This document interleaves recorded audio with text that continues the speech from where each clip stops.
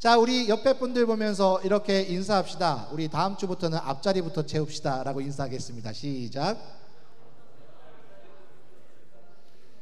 네, 일주일 만에 만나가지고 이런 얘기나 하고 있으니 별로 은혜가 안 되죠? 네, 다시 한번 인사하겠습니다. 당신은 하나님의 걸작 중에 걸작품입니다 라고 인사하겠습니다.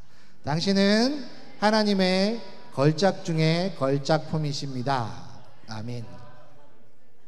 네, 걸작품은 나름대로 고유의 가치가 있어요. 그 가치를 빨리 발견하고 하나님의 사명을 이루는 것이 이 땅에서 성도가 가진 유일한 소망이 아닌가 생각합니다. 자, 오늘 본문의 말씀으로 우리 갈렙에 대한 이야기를 해봤으면 좋겠습니다. 갈렙에 대해서 우리가 지난주에 말씀을 기억하실지 모르겠습니다. 갈릴리로 가라. 예수님께서 부활하시고 나서 제자들에게 뭐라고 말씀하셨죠? 갈릴리로 가라. 갈릴리에서 어떤 일이 일어납니까? 그들이 처음 만났던 만남의 자리이고, 그곳은 예수님과의 첫사랑의 자리이고 첫 고백의 자리이고 첫 부르심과 첫 사명의 자리였습니다. 두려움 가운데 있던, 낙심 가운데 있던 제자들이 그곳에서 다시금 소망함을 가지고 일어섰더니 이후에 하나님의 놀라운 능력이, 성령의 능력이 위로부터 내려와서 교회가 생겨나고 그 교회가 폭발적으로 역사하여 2000년이 지난 오늘 대한민국에까지 하나님의 말씀을 듣기 위해 모여있는 저와 여러분이 있는 것이죠. 이것은 정말 놀라운 변화이고 능력입니다. 그런데 이 변화와 능력이 저절로 이루어지는가? 갈릴리에 가서 예수님의 첫사랑과 첫 만남과 첫 사명의 자리를 기억하기만 하면 그냥 이루어지는가? 그렇지는 않다는 거예요. 하나님께서 일하시는 것이 있는 반면에 우리가 해야 할 것도 있습니다. 혹시라도 이 말을 오해하셔서 하나님의 능력만으로는 구원이 이루어지지 않습니다 라고 착각하시면 안 돼요. 하나님께서 모든 것을 행하셔서 구원의 계획은 완벽하게 우리에게 허락되었습니다. 하지만 하나님은 사람과 동행해서 일하길 원하시기 때문에, 우리와 함께 일하시길 원하시기 때문에, 마치 제가 막내를 데리고 산책을 가려고 하면 굉장히 가정적으로 보이죠. 이런 일이 거의 그렇게 많지 않아요. 가끔씩 산책을 가려고 하면 제가 원하는 산책 코스대로 갈 수가 없어요. 왜 그렇습니까? 저희 막내가 아무리 혈통적으로 우량아이고 여자 같지 않는 네피림의 후손처럼 기골이 장대한 아이지만 5살이기 때문에 걸음걸이가 한계가 있는 것이죠. 아이와 함께하기 위해서 아빠는 아이의 수준에 맞춰줘야 됩니다. 음식을 시킬 때도 어떻겠습니까? 제가 좋아하는 것, 음식을 마구마구 시킬 수가 없어요. 왜냐하면 저 몸머리를 보서 아셨겠지만 제가 좋아하는 것은 기름에 튀긴 거나 면이거나 뭐 이렇게 인체에 다 유해한 식품으로 구성되어 있기 때문에, 지금 혹시 제가 말하는 것들을 좋아하시는 형제와 자매들이 있다면 회개하십시오. 여러분의 10년 후의 미래가 저처럼 될 수 있습니다. 그렇기 때문에 이 아이한테 일찍부터 기름기로 튀긴 거, 면 요리를 가르칠 수 없는 거죠. 그래서 이 아이의 입맛에 맞는 음식을 고르다 보면 그 음식을 같이 먹게 될 때 제 평가는 어떻겠습니까? 밍밍하다, 아무 맛이 느껴지지 않는다, 이런 걸 왜 사 먹는지 모르겠다 라는 평가가 나오지만, 그런 음식을 먹을 수밖에 없는 것은 바로 아이와 함께 먹기 위해서이기 때문입니다. 동일합니다. 하나님께서 우리와 함께 일하시기로 작정하신 순간 우리의 수준에 맞춰주셔요. 우리가 적정한 수준에 도달할 때까지 기다리세요. 우리와 함께 동역하는 그 동행의 기쁨을 하나님이 기대하는 것만큼 우리가 온전히 느끼기를 원하십니다. 그런데 그렇게 하려면, 하나님과 동행하여 하나님의 사명을 감당하려면 우리가 해야 될 일이 있어요. 오늘 갈렙은 그러한 모습이 어떠한 모습이어야 하는가를 우리에게 보여주는 정말 좋은 모델입니다. 예, 그렇습니다. 물론 이 갈렙이라는 인물은 성경에 넘버원 16급 스타와 같이 빛나는 인물은 아니에요. 성경에서 16급 스타를 뽑아본다면 모세 이야기가 나올 것이고, 아브라함의 이야기가 나올 것이고, 다윗의 이야기가 나올 것이고, 조금 더 쓰자면 여호수아까지 나오겠죠. 하지만 갈렙은 1류 스타는 아니에요. 우리가 쉽게 말하자면 B급 스타인 거죠. 하지만 이 B급 스타 갈렙이 어떻게 보면 사람의 눈에는 B급 스타로 느껴지지만 하나님 보시기에는 달랐다는 거예요. 오늘 저희가 읽었던 9절 14절에 보면 이스라엘의 하나님 여호와를 그가 어떻게 해요? 온전히 좇았다라고 말합니다. 이것은 이 성경을 기록했던 여호수아, 여호수아서는 여호수아가 기록했다라고 많은 사람들이 이야기합니다. 물론 여호수아 마지막에 여호수아의 죽음의 얘기가 있으니까 여호수아 쓴 게 아니다라고 주장하는 사람도 있지만, 중요한 것은 분명히 여호수아 때 형성되었던 이야기를 누군가 나중에 글로 기록했을 거예요. 그 사람이 누군지는 모르겠지만 여호수아 때 있었던 이야기들이기 때문에 여호수아가 저자다라고 봐도 특별히 틀리지는 않다고 생각합니다. 자, 그러면 여호수아가 갈렙하고 완전 친하잖아요. 베프잖아요. 그러니까 갈렙을 성경에 기록할 때 좀 많이 띄워주자. 그래서 갈렙 그는 여호와를 온전히 좇았다라고 썼느냐? 그게 아니라는 겁니다. 오늘 저희가 읽었던 여호수아 14장 14절에 나오는 이는 그가 이스라엘의 하나님 여호와를 온전히 좇았음이라 라는 이 표현은요, 민수기 14장에 나옵니다. 민수기 14장의 내용을 좀 상기해 보자면요, 이제 모세의 시대 때 이스라엘 백성이 애굽을 탈출하여 10가지 기적과 홍해를 가르고 만나를 먹고 메추라기를 먹으며 반석의 물을 마시는, 이 모든 게 다 기적이었어요. 그 기적 가운데 가데스 바네아라는 곳에 도착했습니다. 이곳에 도착했더니 몇몇 사람들이 모세에게 이렇게 청원을 올리는 거죠. 모세 지도자님, 우리가 가나안 땅을 들어가서 약속의 땅을 소유해야 되는데 적어도 그 땅이 어떻게 생겼는지는 알아봐야 되지 않겠습니까? 그래서 정탐꾼을 보냅시다 라고 해서 각 지파별로 대표 한 명씩을 뽑았어요. 이스라엘 백성이 민수기 1장에 의하면 인구 조사를 했을 때 20세 이상으로 싸움에 나갈 만한 자, 그러니까 20세 미만은 제외, 여자 제외, 아주 나이 많은 노인 제외, 불구자 제외, 연약한 자 제외, 정말 전투 병력만 셌더니 60만 3,550명이었다라고 말합니다. 그러면 그 밖의 인원까지 따지자면 어마어마하겠죠. 그래서 최소 200만, 많으면 400만까지 추산이 된다라고 이야기합니다. 그 이스라엘 백성 중에서 딱 12명을 뽑았습니다. 12명. 그럼 이 12명은 어떻겠습니까? 보통이 아닌 사람이죠. 그냥 아무나 뽑을 수 없는 거예요. 특별한 사람, 특별히 정탐을 할 수 있는 체력과 또 그것을 잘 살필 수 있는 지성과 안목을 가진 사람을 뽑았어요. 그 중에 한 명이 갈렙이었다는 거죠. 그런데 이 갈렙을 소식할 때에 쓰는 표현이 있습니다. 여분네의 아들 갈렙이라고 합니다. 이스라엘 사람들은 누군가를 이야기할 때 누구의 아들 이렇게 씁니다. 물론 우리말 이제 이스라엘 히브리어라면 아들이란 말이 벤이기 때문에 뭐 벤 하닷 그러면 하닷의 아들이란 말이에요.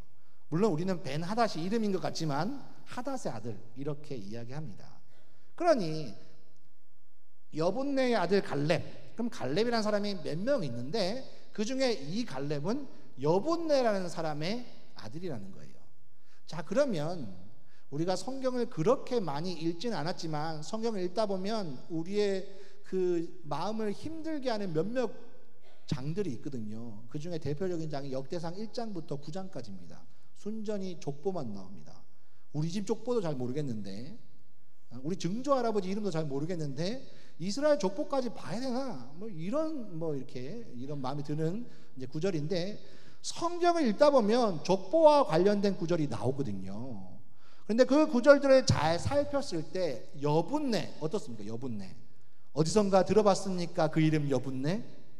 잘못 이야기하면 뭐 여편네 비슷하기도 하고 뭐 여자 같은 느낌이 들긴 하는데 그 여분네 들어보셨어요?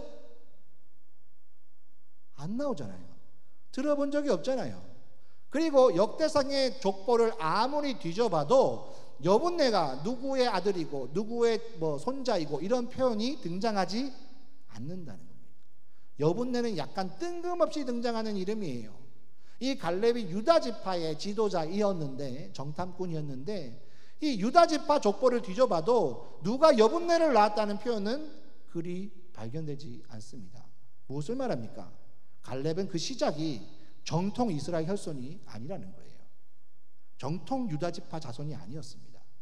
자, 우리가 성경의 이야기에 조금 더 관심이 있으시다면 이집트가 강대할 때에 여러 나라들을 점령하고 그 나라에서 포로를 끌고 왔습니다.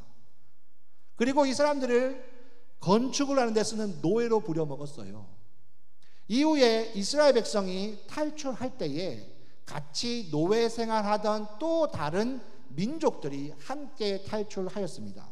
성경에는 이 사람들을 중다한 잡족이라고 표현했습니다. 물론 기분 굉장히 나쁠 거예요. 잡족. 그러니까 이스라엘 말고 다른 민족들도 있었습니다. 소수의 사람들이. 아마 이 사람들이 시간이 흘러서 이스라엘의 각 지파에 소속이 되었을 거예요.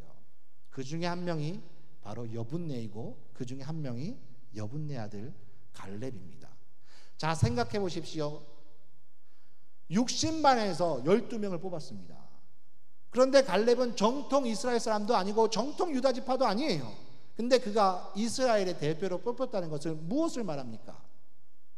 하나님께서 우리를 사용하시고 우리를 통하여 일하실 때 우리의 출신과 혈통은 그리 중요하지 않다는 것을 말해줍니다. 이것을 꼭 기억하셔야 됩니다. 제가 경상북도 포항에 살았습니다. 그리고 대학을 이제 서울로 유학을 오게 됐어요. 올 때 얼마나 무서웠는지 여러분은 모르실 거예요. 서울 사람들 뭐 코베에 간다 이런 얘기 정말 많이 들었어요. 그래서 길 갈 때 항상 이제 주의 집중하며 다녔던 기억이 있습니다. 이렇게 서울 생활을 하다가 이제 그렇게 사람들이 이야기하던 강남에 살 기회가 생겼어요. 강남 한복판에 정말 교육열이 뜨거운 그곳에서 교회 사역을 하게 되었습니다.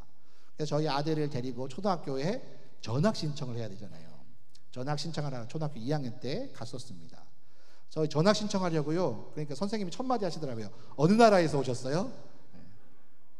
왜냐하면 그곳에 전학 오는 학생들은 초등학교를 하다가 영어를 잘하기 위해서 한 1, 2년 정도 미국, 뭐 영국 뭐 이렇게 갔다 오는 것 같아요. 그래서 저희가 갔더니 어느 나라에서 오셨네요? 물었더라고요. 저 대한민국에서 왔는데요. 그럼 어디에서 오셨어요? 강동구에서 왔는데요. 이렇게 해서 아이를 전학을 시켰습니다. 전학을 시키고 나서 일주일이 채 되지 않은 토요일에 이제 저희 아들이 와서 얘기하는 거예요. 오늘 생일 잔치가 있는데 초대를 받았다고. 그런데 일주일도 채 되지 않았기 때문에 자기를 초대한 애가 이름이 뭔지 또 그러니까 한 달에 한 번씩 학교에서 이제 그 반에서 생일 파티를 하거든요. 그래서 생일 맞은 애가 몇 명인지 또 여자는 몇 명이고 남자는 몇 명인지 전혀 정보가 없는 거예요. 그냥 초대받았다는 거죠. 토요일 날 그래서 어디로 오라는 약속을 받았다는 거예요. 그래서 저희 아내가 어떻게 할까 생각해서 막 이삿짐 막 난장판인 그곳을 막 뒤지니까 예전에 저희 아이들 나중에 주려고 샀던 빈 스케치북이 보이는 거예요. 그래서 부랴부랴 그것을 포장해가지고 들고 가는데 이제 그 앞에 엄마들이 3, 3, 5 가는 거죠. 현대백화점 가방을 한 7개씩 들고 가는 거예요. 그리고 약속 장소에 갔더니 뭐 넓은 홀이 있어요. 홀에 아이들 이름의 상자가 있더라고요. 거기다가 봉투를 하나씩 툭툭툭툭 떨어 놓더라고요. 그리고 어머니들은 한 곳에 모여서 뷔페를 먹으며 맛있는 티타임을 즐기시고요. 저기에 레크레이션 강사가 아이들을 불러놓고 막 지금 게임을 열심히 진행하는 생일 파티에 초대를 받았어요. 알고 보니 매달 한 번씩 하더라고요. 드디어 12월이 되었습니다. 저희 아들 생일이 12월 달이거든요. 학부모 대표 엄마한테 전화 왔어요. 12월 생월자 파티를 하는데 아들이 생일이시니까 회비를 내셔야겠습니다. 그래서 얼마입니까? 그러니까 30몇만 원을 내라고 이렇게 얘기하더라고요. 그래서 아내랑 적지 않은 충격을 받았어요. 아, 이 동네가 이런 동네구나. 그래서 그 이후에 아이들이 어떻게 생활하는가 보니 한 3학년 때 이제 열심히 공부하면 이제 영재 판별이 되거든요. 그래서 영재 판별을 해서 그 아이들끼리 또 스터디 그룹을 해서 고등학교 때까지 가는 거예요. 우리 오늘 많은 청년들이 취직하기 위해서 열심히 토익 공부를 하시는데 영재 그룹은 초등학교 5학년 때부터 토익 공부를 시작합니다. 실제로 그런 때가 있어요. 예. 그리고 이후에 나중에 이 그룹 안에 또 다른 아이가 들어오려고 하면 모든 부모님한테 다 허락을 받아야 돼요. 네, 그래서 그 그룹에 끼워주지 않는 뭐 그런 곳이었어요. 그런 장면들이 교회에서도 굉장히 많았습니다. 보면서 어떤 느낌이 들었냐면 그곳에서 많은 사람들이 이야기할 때 아이가 태어나는 환경이 어떠냐가 이 아이의 미래를 결정한다 이런 말을 되게 많이 하거든요. 강남에 태어나야지, 잘 사는 집에 태어나야지 이 아이가 공부를 잘할 수 있고 좋은 대학에 갈 수 있다라고 이야기하는 그런 곳이었어요. 이러한 생각들이 교회 내도 엄청나게 가득한 거예요. 그래서 가끔씩 교인들하고 이제 신방을 갈 때 이제 본고 여러분이 타셔서 얘기하는 게 뭐 원천중학교가 이번에 전국에서 학력평가 1등을 했대. 그곳에서 뭐 어떤 애들이 누구 공부를 어떻게 잘하고 어떤 학원이 유명하고 뭐 이런 정보들을 나누시다가 신방 가면 찬송가 몇 장 모르겠습니다. 뭐 이렇게 하는 거죠. 그리고 차에 타면 그래서 걔는 공부를 어떻게 한대? 뭐 이런 얘기 하는 거예요. 그런 곳이었어요. 그래서 그곳에서 적지 않은 시험이 들었어요. 왜냐하면 그렇게 우리 아이를 공부시킬 자신도 없고 뭐 돈도 없고 여러 가지 저렇게 그런 생각에 지배받고 싶지 않다는 것이고 저것은 신앙적인 사고는 아니지 않는가, 이러한 여러 가지 갈등들이 제 속에 있는 거죠.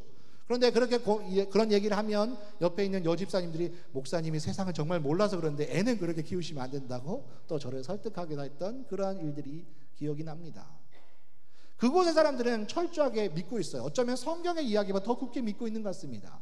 어디서 어떻게 태어나느냐가 이 아이의 미래를 결정할 수 있다고요.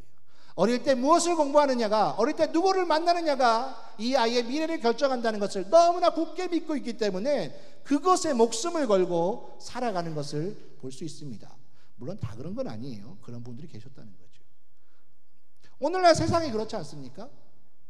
여러분 직장에 가면 무엇을 느끼세요? 대학에서 공부할 때 무엇을 느끼세요? 또 이후에 여러 가지 스텝을 걸을 때 무엇을 느끼십니까? 이 교수님 라인을 잘 타야지 학점도 잘 받을 수 있고 대학원도 갈 수 있고 행여나 조교나 교수의 길이 열릴 수도 있고 또 취업의 문이 열릴 수도 있는 거예요. 직장에서도 이 상사의 라인을 잘 타야지만 내가 진급에 성공할 수도 있고 직장생활 편할 수도 있고 여러 가지 유익이 있을 거라 생각합니다. 내가 이 공동체에 속해야지만 내 진로가 열릴 수 있다라고 이야기합니다. 내가 이 모임에 소속되어 있지 않으면 여러 가지 불편한 것들이 나에게 다가올 거라고 이야기하는 곳이 바로 오늘 세상입니다. 만약 교회도 이랬다면 우리는 정말 암울했을 거예요. 하나님께서 믿음의 사람들을 사용하실 때 믿음의 명문 가정의 사람들만 뽑으셨다면 키가 크고 눈이 부리부리하고 얼굴 잘생기고 노래 잘하고 목소리도 나긋나긋한 사람들만 뽑으셨다면 어쩌면 우리에게는 아무런 희망이 없을 수 있습니다. 하지만 성경은 어떻습니까? 성경은 세상 사람들이 말하는 수많은 루저들의 이야기라는 거예요. 오늘 본문의 갈렙도 그렇지 않습니까? 그는 혈통이 정통 이스라엘 사람이 아니에요. 그러니 그 사람이 어떻게 중용될 수 있겠습니까? 다윗은 어떻습니까? 그는 성경에서 말하기를 이새라는 그리 볼품없는 가정, 그 가정의 말째입니다. 어떤 성경은 7째라고 어떤 성경은 8째라고 기록하고 있는데 그 이유는 둘째가 일찍 죽었어요. 네, 그래서 7째이기도 하고 8째이기도 한데 하여튼 중요한 건 막내예요. 위에 형이 너무 많아요. 요셉은 어떻습니까? 엄마가 4명인데 얘가 11번째 아들이야. 그리고 요셉 엄마는 죽었어요.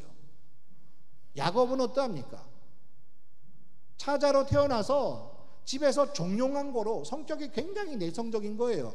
자기 형 에서는 아주 과격하고 긍정적이고 적극적인 사람이라 아버지로부터 사랑을 독차지하고 주변의 대인관계도 아주 좋았을 거예요. 근데 야곱은 나이가 들 때까지 장막에서 요리나 하고 어머님 이 맛은 어떠시와요? 이런 성격의 사람이었으니 그가 어떻게 중용될 수 있겠습니까?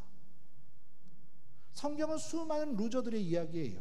하지만 하나님께서 그들을 사용하셨습니다. 오늘 본문에서도 갈렙이 자기의 85년의 인생을 정리하면서 내세운 신앙의 캐치프레이즈가 무엇입니까?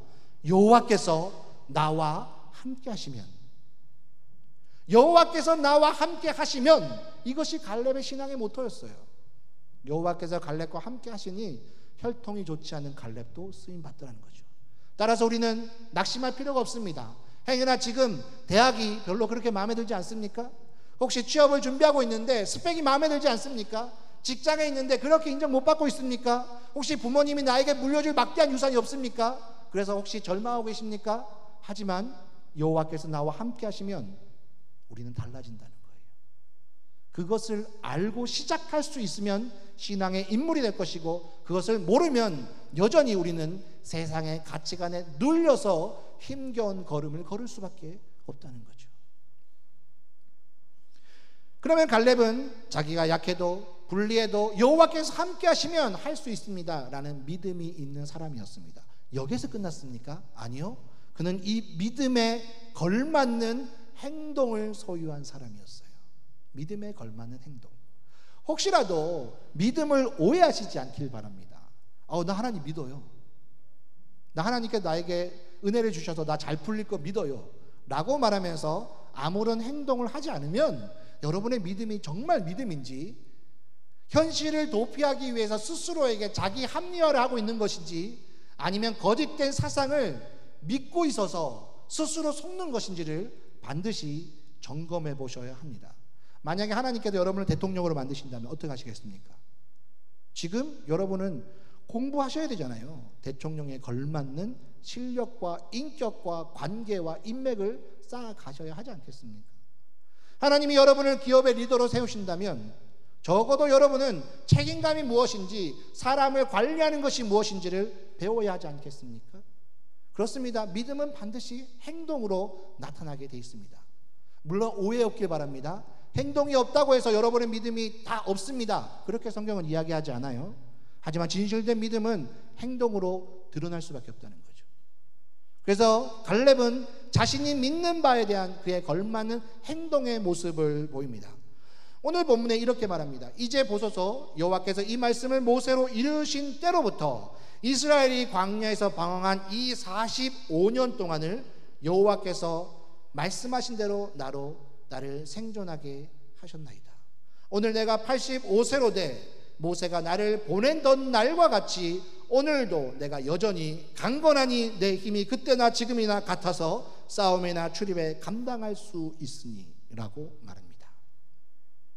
가데스 바네아 민수기 13장에 그가 이스라엘 유다 지파의 대표로 파송받던 때 그의 나이 40세, 인생에서 절정기, 혈기에 왕성하여서 실수하지 않는 완숙한 인격이 있는 때, 또 나이가 더 들지 않아서 육체적으로 기력이 쇠하지 않는 그의 인생의 절정기 40대에 그가 정탐꾼으로 파송받았어요.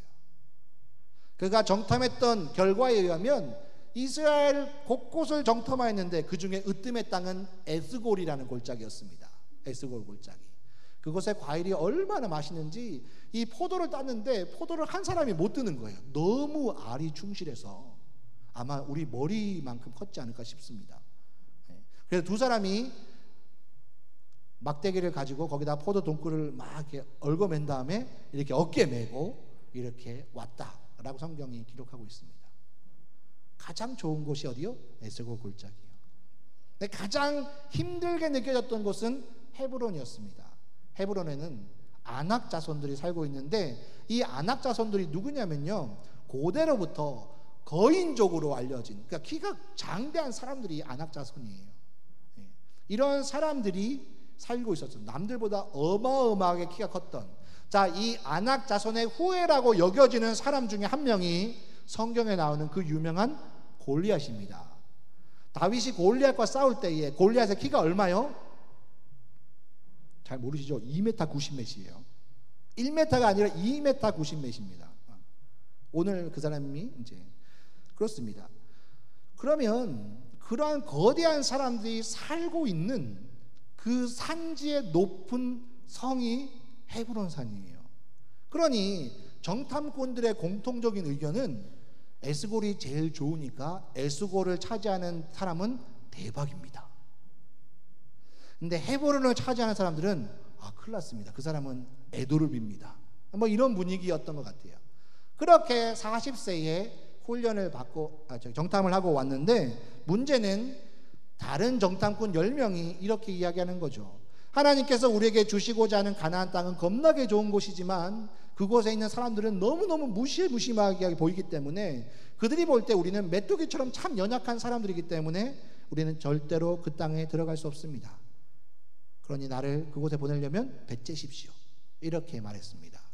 근데 오로지 여호수아와 갈렙은 그들은 우리의 밥과 같다, 그들의 보호자는 떠났지만 하나님은 우리와 함께 하시니 우리는 그 땅에 들어갈 수 있다라는 믿음의 고백을 드렸어요. 결과적으로 그곳에 심판이 임합니다. 10명의 정탐꾼들은 죽어요. 여호수아와 갈렙만 살게 되고 이스라엘은 그 불순종의 대가로 40년 동안 광야에서 방황을 하게 됩니다. 이게 성경의 이야기잖아요. 그리고 40년이 지난 지금 여호수아를 힘입어서 이스라엘 백성들이 전투를 하여서 가는 곳마다 승리하는 거죠. 여리고에서, 아이에서, 또 이스라엘 남부의 5 왕들 연합군을 격파하고 북부의 연합 이스라엘군을 가나안 땅 족속들을 격파하고 이제 모든 전역을 차지하였으나 아직 세부적인 점령은 이루어지지 않은, 쉽게 말하자면 우리나라에서 서울, 대전, 대구, 부산은 점령하였으나 광주, 이천 이런 곳은 점령되지 않은 거예요. 그래서 여기 1분단은 서울을 줄 테니까 경기도를 다 점령하세요. 여기 2분단은 대전을 줄 테니까 충청도를 다 점령하세요. 약간 이렇게 흘러가는 그때입니다. 그 분위기 앞에 이제 갈렙이 서 있는데 뭐라고 이야기합니까? 45년이 흐른 내 나이 85세. 하지만 나는 여전히 싸움이나 출입에 능합니다. 라고 말했습니다. 무엇을 말합니까? 45년 전에 하나님께서 그에게 주신 약속이 있거든요. 너가 원하는 것을 줄 것이다. 갈렙은 그 약속을 믿었습니다. 믿으면 어떻게 됩니까? 언젠가 그 땅 갈 거 아니에요? 가기 위해 매일매일 훈련을 하는 거예요. 싸움에 대한 훈련, 믿음에 대한 훈련, 사람들 관리에 대한 훈련. 이것이 바로 갈렙의 믿음이었습니다. 오늘 혹시 착각하고 있지 않습니까? 내 인생에 문제가 있어요. 기도하잖아요. 열심히 기도. 하나님, 난 너무 힘들어요. 너무 힘들어요. 도와주세요.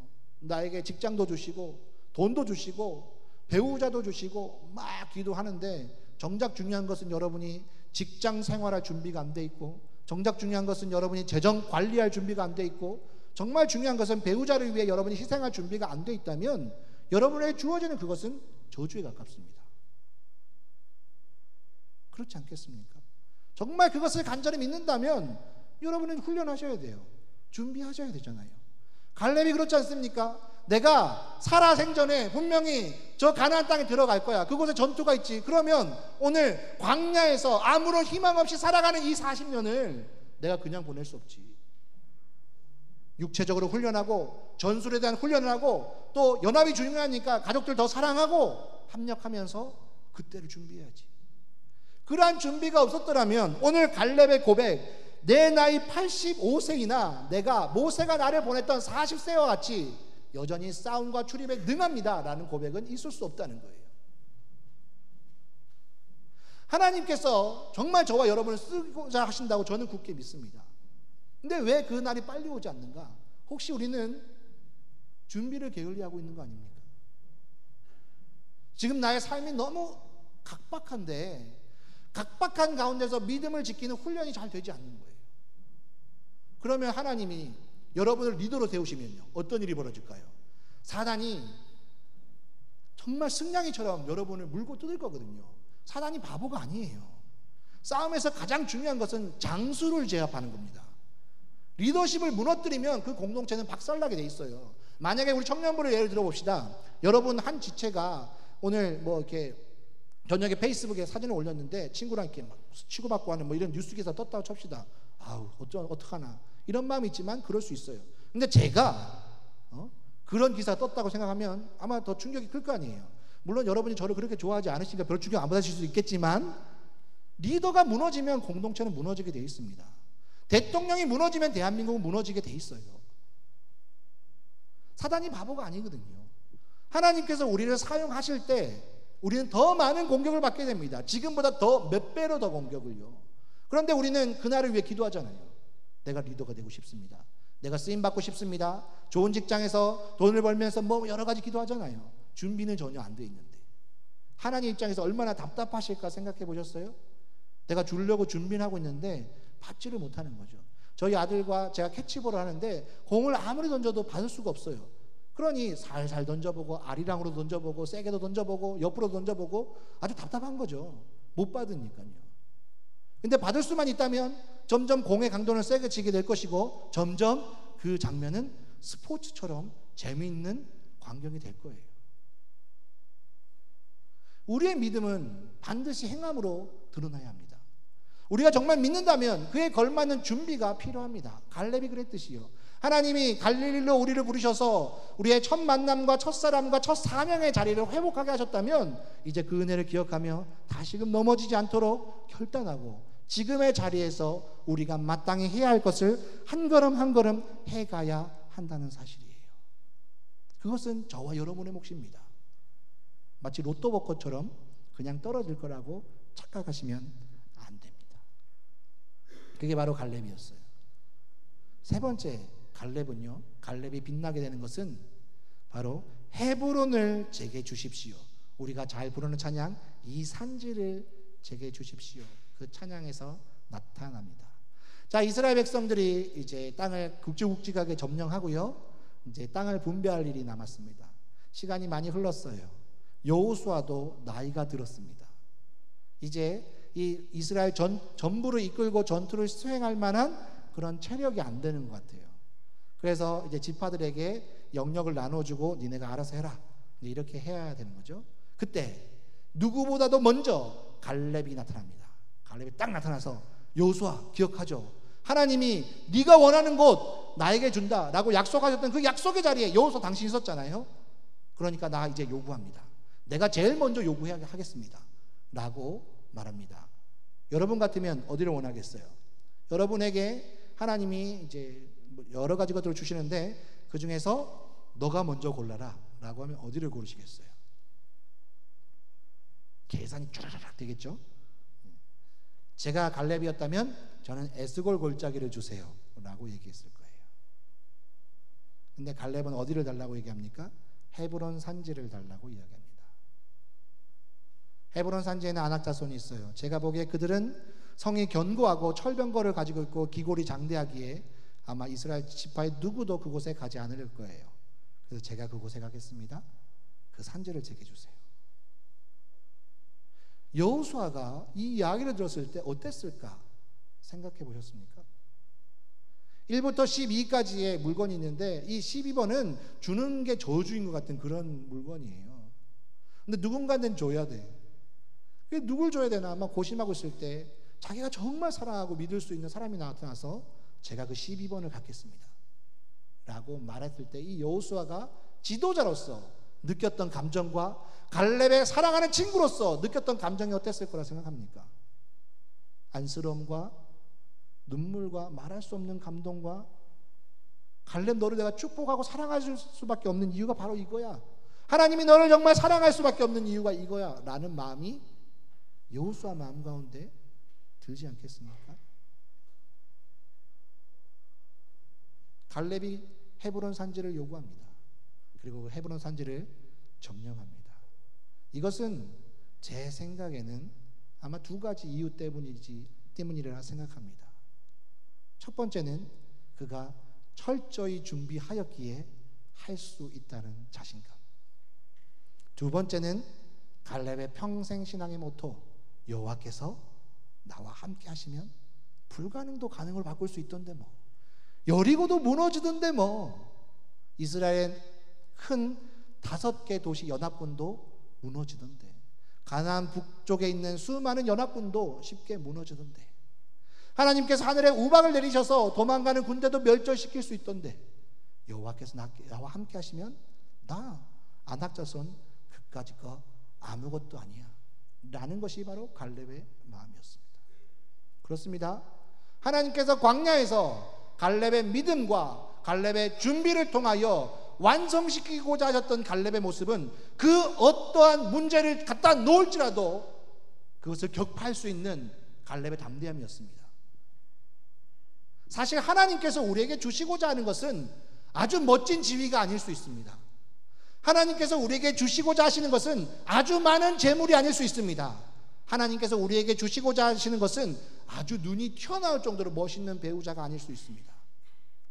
그러나 하나님께서 우리에게 주시고자 하시는 것은 그 어떠한 견고한 공격이 있을지라도 그것을 가뿐하게 넘어설 수 있는 굳은 믿음, 그리고 체험, 이것은 하나님이 저와 여러분에게 주시고자 하십니다. 왜요?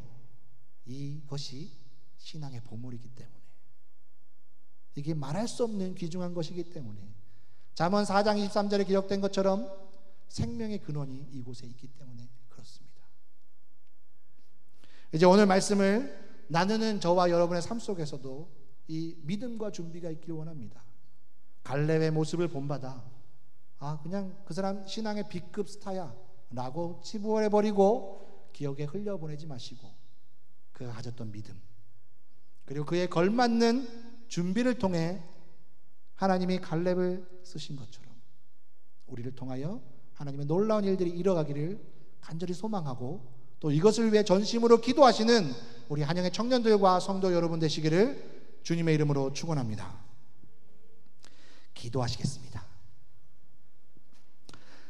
사랑과 은혜가 풍성하신 하나님, 하나님의 놀라운 사랑과 계획 속에 우리를 불러주시고 오늘 주의 말씀 앞에 서게 하심을 감사합니다. 하나님, 갈렙은 85세의 나이임에 불구하고 불굴의 노장이었습니다. 그가 광야의 40년의 시간들을 헛되이 보내지 않고 하나님의 약속의 말씀을 붙들고 그 믿음 가운데 준비 가운데 철저히 걸어갔던 것처럼 우리 가운데도 하나님의 약속을 굳게 믿게 하시고 우리의 출신과 우리의 상황을 원망하지 않게 하시고 하나님께서 사용하실 때를 기다리면서 지금의 준비 기간을 철저히 걸어갈 수 있도록 인도하여 주시옵소서. 때로는 여러 가지 환경과 가치관 속에 우리의 믿음이 떨어질 때 있으나 그럼에도 불구하고 우리를 다시금 일으켜 주시는 하나님의 손길을 경험하게 하시고 갈렙이 고백했던 것처럼 여호와께서 나와 함께 하시면 이것이 바로 우리의 신앙의 모토가 될 수 있도록 인도하여 주시옵소서. 우리 기도에 신실하게 응답하시는 하나님께 감사드리며 이 모든 말씀 예수님의 이름으로 기도드립니다.